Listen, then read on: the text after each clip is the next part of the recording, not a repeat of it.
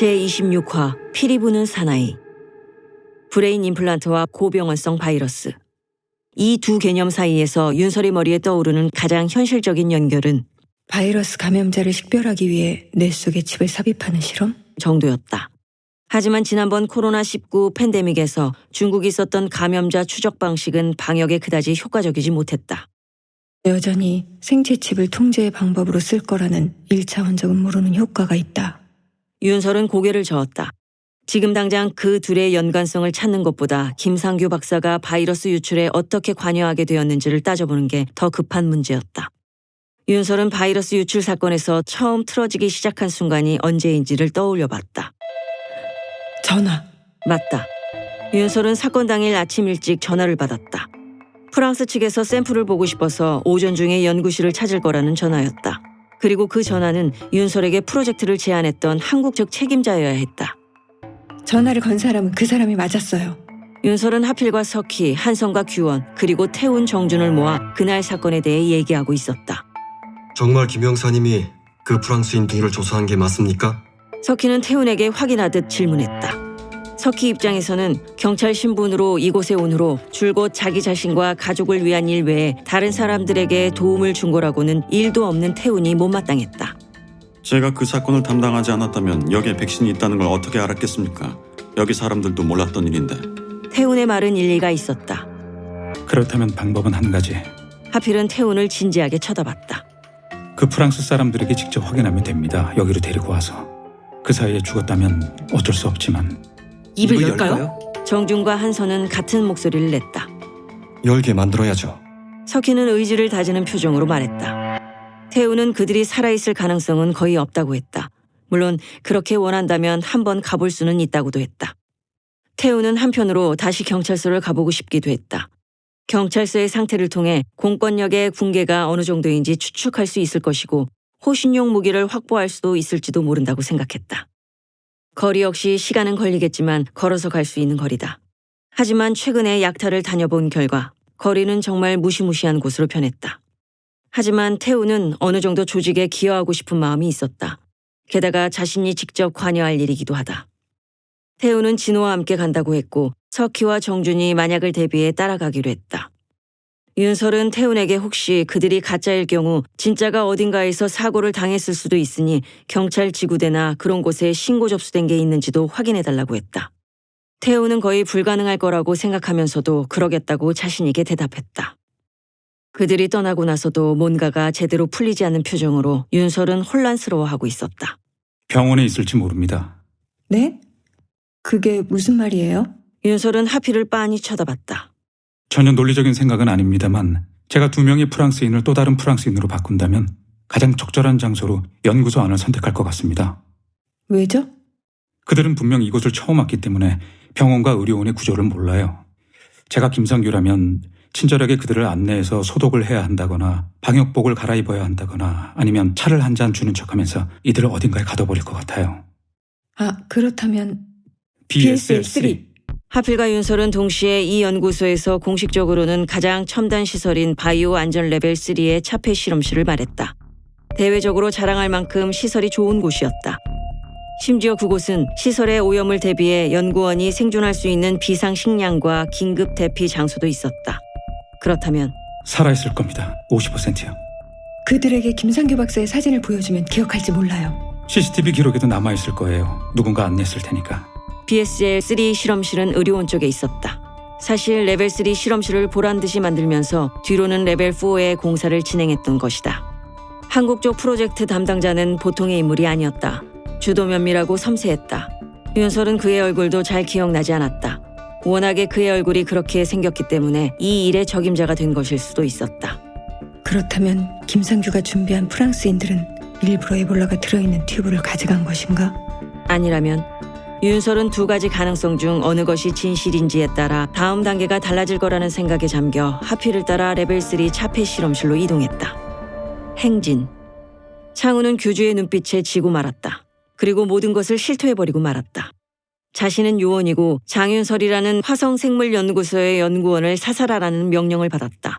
또한 부산에 머무는 모그룹의 회장의 손녀 정한선을 데리고 가는 미션도 있었다. 둘 다 실패를 했다. 자기한테 이 미션을 내린 사람은 이미 자기도 죽은 줄 알고 있다. 왜 미션에 실패하게 됐지? 당신 같은 능력자가. 창우는 웃으며 하필에 관해 얘기했다. 교주는 웃으면서 중간중간 표정 짓기를 멈추고 어떤 생각에 빠지는 것 같았다. 그러면 당신의 다음 목표는?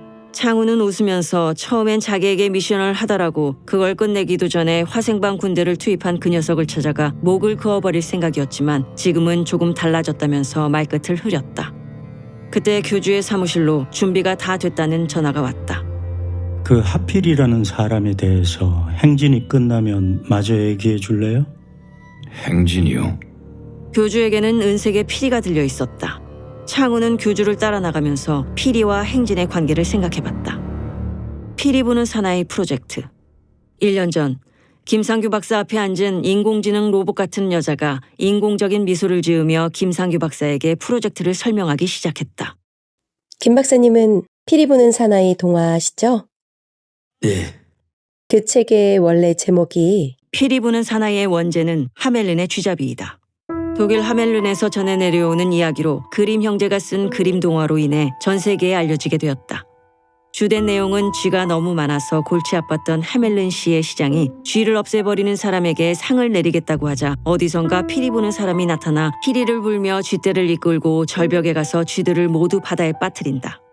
시장은 그에게 줄 상금이 아까워 상금 주기를 거부하고 결국 피리 부는 사나이는 화가 나서 이번엔 온 마을의 꼬마 아이들을 피리로 유혹해 데리고 사라져버린다.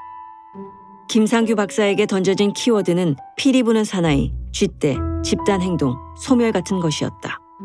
그들은 김 박사에게 동물 전문가로서 동물들의 집단 행동에 대해 인위적인 센서가 어떻게 작동되는지를 연구하는 미션을 주었다. 가령 센서를 장착한 동물들이 인간들이 원하는 대로 움직일 수 있는가 하는 정도의 문제였다. 김상규는 머리와 끝을 알려주지 않고 실험 매뉴얼만 던져주는 그들의 태도가 마음에 들지는 않았지만 늦은 나이에 동물 실험실 사료 구입 대장에 사인이나 하면서 늙어가기엔 자신이 너무 아까웠다. 불법이라도 연구를 계속해야 해. 게다가 이건 공익적인 거야. 김상규 박사는 그만의 당위성을 가지고 있었다. 그래서 윤설이 세상을 구원할 유니버설 바이러스를 만들었을 때 눈이 뒤집힐 수밖에 없었다. 평생을 재직하며 지켜온 화성생물연구소를 젊은 40대 여인이 한 큐에 장악했을 뿐더러 이대로라면 장윤설의 발견은 무조건 노벨 의학상을 탈 것이었다. 피리는 내가 불어야 해. 김상규 박사는 조금 전 출발 장소를 연락받았다. 내일이면 다시 서울로 간다. 나의 호위병들과 함께. 김상규는 어둠의 경로를 통해 입수한 글록 자동권총 1정과 탄창 5개를 여행 가방에 챙겼다. 행진. 태훈과 진호, 정준과 석희는 건물 계단에 숨어 2 블록쯤 떨어진 곳을 바라보고 있었다. 엄청난 규모의 행진이었다.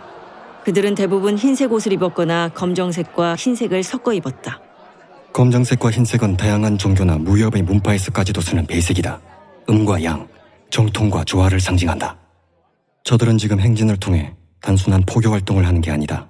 석희는 속으로 그렇게 생각했다. 정치 세력화, 단순 포교 활동이 아니라 대외적으로 자신들의 정통성을 설파함으로써 다음에 취할 자신들의 행동을 미리 확보하려는 것이다. 진호와 태우는 망원경으로 행진하는 무리들을 관찰했다. 정주는 저 안에 벤틀리를 뺏어간 놈들이 있을 거라고 생각했다.